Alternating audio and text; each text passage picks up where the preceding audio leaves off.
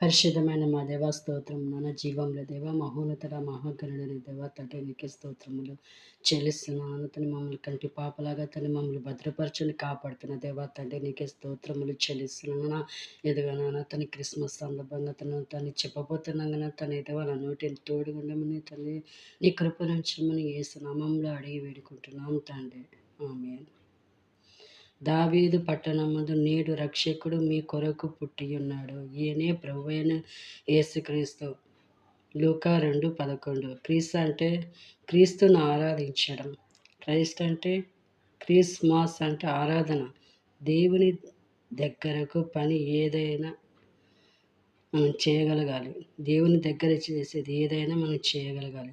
నిజమైన క్రిస్మస్ ఆరాధన పండుగ చేద్దాం. రక్షకుడు హృదయంలో చేర్చుకోవాలి. క్రిస్మస్ తెచ్చే శాంతిని, సమాధానం, నెమ్మది అనుభవిద్దాం. ఆరాధన జీవితం మనం కలిగి ఉండాలి.